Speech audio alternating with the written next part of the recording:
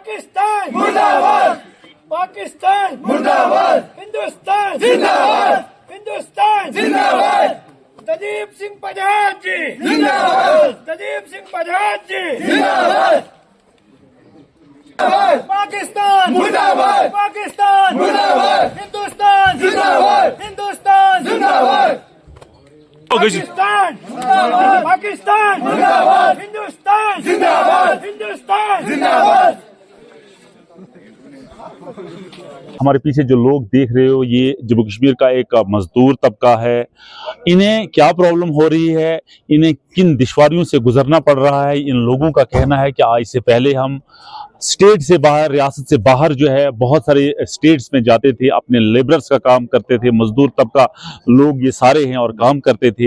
लेकिन आज इनको जिन दुश्वारियों का सामना करना पड़ रहा है, इन्हें वहाँ अलो नहीं किया जा रहा है, चाहे वो उत्तराखंड हो, चाहे वो यूपी हो, महाराष्ट्र हो, बिहार हो, कर्नाटका हो, बहुत सारे स्टेटों में जो है इन लेबर मजदूर तबके को जो है पाबंदी लगाई गई है। ये लोग जो है आज हमारे साथ यहाँ बात करने के लिए, हमारे साथ कुलदीप जी जो हैं बीजेपी के भारतीय जनता पार्टी के स्पोक्समैन हैं।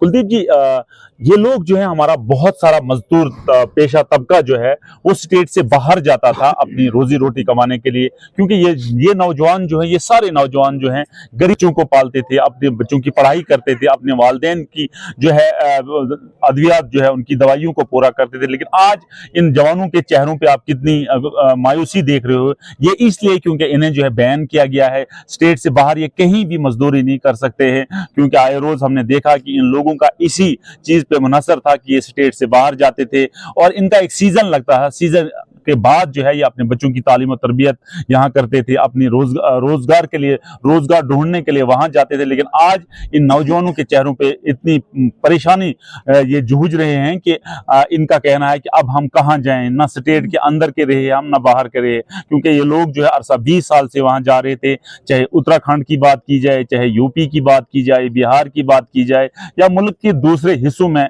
वहां बात की जाए, ये लोग जाते थे वहां। लेकिन आज जो है इनके चेहरों पे जो वो खुशी थी वो सारी खत्म हो गई है। क्या कहना चाहोगे? फरदौस सर धन्यवाद। देखिए, इन बच्चों ने हमको अप्रोच किया और इसमें बहुत सारे कुछ हमारे बुजुर्ग लोग भी हैं। ये आज से नहीं बल्कि शुरू से ही ये काम पे हमारे यहाँ लोग जाते थे। लेकिन अनफॉर्चुनेट जिस प्रकार से आज ये लोग बड़े आक्रोशित होकर बड़े परेशानी हालत में हैं, मैं यूपी सरकार से, मैं पंजाब सरकार से, मैं हिमाचल सरकार से, मैं उत्तराखंड सरकार से मैं ये अपील करूंगा, निवेदन करूंगा कि ये जितने लोग हैं ये सब मजदूरी तबका लोग हैं, ये जितना यूथ यहाँ बैठा हुआ है। आपने पिछले दिनों मैं हाईकमान से भी निवेदन करूंगा, रविंद्र रैना जी से खासकर, विशेषकर जिन्होंने कश्मीर घाटी के अंदर जाकर इतना बेहतरीन मैसेज दिया। मैं बीने पार्टी के छोटा सा कारकुन होने के नाते मुझे इन लोगों की दिल में एक बहुत बड़ी दर्द और एक इस वक्त लग रही है कि ये मजदूरी तबका लोग हैं, ये कोई ममना तंजीम के साथ रिलेटेड होकर कोई इस किस्म का वायलेंस क्रिएट करने नहीं जा रहे हैं किसी स्टेट के अंदर। ये अपने बच्चों को रोजी रोटी और अपने परिवार को पालने के लिए जा रहे हैं। इनको कैसे बैंड किया जा रहा है? रैना साहब, अगर ये मेरी वीडियो आप देखते हो, जिस प्रकार से आपने इतना बेहतरीन इनिशिएटिव लिया कि मेरे स्टूडेंट्स को किसी भी हिंदुस्तान के कोने में कोई टॉर्चर नहीं करेगा, कश्मीर घाटी का बच्चा हो, चाहे पोच रजौरी का हो, घुंदो का हो, डोडा को, उसी तरीके से मैं रैना साहब आप तक और हाईकमान तक ये अपील करना चाहता हूं कि मेरे मजदूर तबका को, ये पार्ट ऑफ इंडिया है, ये हिंदुस्तानी है, ये कब पाकिस्तानी बन गया? आप इनको उत्तराखंड में अलाउ नहीं कर रहे हैं। कौन सी कलेक्शन कोप आपने इनके पास देखी? इनके पास एक कुल्हाड़ी होगी, एक आरी होगी और एक हथौड़ा होगा जो चनाई करके ये अपने बाल बच्चों को पालते हैं। यहाँ हालात इस प्रकार के हैं कि यहाँ काम नहीं मिल रहा है। ये काम के खातिर अपने बच्चों को पालन पोषण करने के लिए विदेश जा रहे हैं, बाहर वाली स्टेटों में जा रहे हैं। बड़ा अफसोस और दुख होता है। मैं हाईकमान से ये अपील करना चाहता हूं, मैं उत्तराखंड सरकार से अपील करना चाहता हूं, जहां जहां ये वीडियो मेरी जाए, आप सब लोगों से मेरा निवेदन है कि ये तमाम सब एक मजदूर तबका के लोग हैं, ये बड़े गरीब व्यवसाय करके काम करने वाले लोग हैं। इनको इस प्रकार से आप बैन करोगे तो मैं कहूंगा ये बड़ा आश्चर्य और दुख की घड़ी है। ये मैं आपसे फिर निवेदन करूंगा, हाईकमान से निवेदन करूंगा कि हमारे मजदूर लोगों को मजदूरी करने के लिए हमारी किसी भी स्टेट के अंदर रोका ना जाए। इनकी वेरिफिकेशन होती है, यहाँ से इनके कागज बन के जाते हैं, यहाँ थाने में वेरिफिकेशन होती है, सिविल एडमिनिस्ट्रेशन के पास इनकी वेरिफिकेशन होती है, उसके बाद इनको अलाउ किया जाता है वहां के लिए, फिर उसके बाद अगर इनको वहां पे अलाउ नहीं किया जाता, ये बहुत दुख और आश्चर्य की घड़ी है। मैं फिर एक बार निवेदन करूंगा, ये लोग सारे हिंदुस्तानी हैं, ये कोई पाकिस्तान रिलेटेड लोग नहीं है। अगर ये वो लोग होते तो ये माइक के सामने आकर गिड़गिड़ाकर हमसे गुहार नहीं लगाते कि हमको मजदूरी करने के लिए वहां भेजिए। ये सब लोग हिंदुस्तानी हैं। मैं एक नारा दूंगा, ये सारे मेरे साथ मिलकर उसका जवाब देंगे। आजाद हिंदुस्तान जिंदाबाद, आजाद हिंदुस्तान जिंदाबाद, हिंदू मुस्लिम सिख एतान, हिंदू मुस्लिम सिख एतान, हिंदू मुस्लिम सिख ईसाई, हिंदू मुस्लिम सिख ईसाई।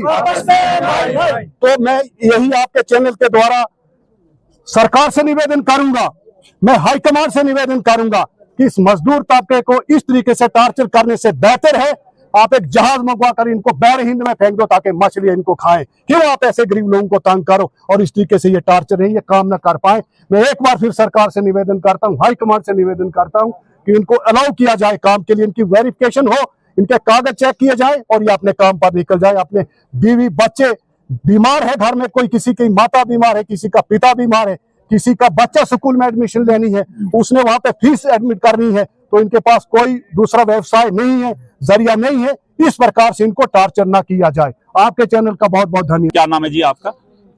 मेरा नाम कांडे साहब फारूक है। मैं आपका चैनल का शुक्रिया अदा करता हूँ। हम अरसा 12 या 15 साल से उत्तराखंड की तरफ जा रहे थे। हम काम करते थे वहाँ, अपने ईमानदारी से काम करते थे वहाँ। जितने भी लोग इधर इधर मेरे पास बैठे हैं, अरसा 20 साल से ये काम करते हैं वहाँ उत्तराखंड में और अपनी ईमानदारी से। तो मैं अरसा 13 या 14 साल से उत्तराखंड में काम करता हूँ। तो मैं जब वहाँ काम करता था, अपनी ईमानदारी से हम काम करते थे। मैं उनका जिला पंचायत का टैक्स वगैरह 4 या 5 लाख मेरे पास वो भेज देते थे। जब हम केदारनाथ की तरफ जा रहे थे तो मैं जब वापस लौटता था तो वहाँ जिला पंचायत के लोग मेरे पास 4 या 5 लाख जिला पंचायत का टैक्स में लेता था, उनको हवाला नीचे गौरीकुंड में आके उनको वापस कर देता था। लेकिन हमने अपनी ईमानदारी से काम किया।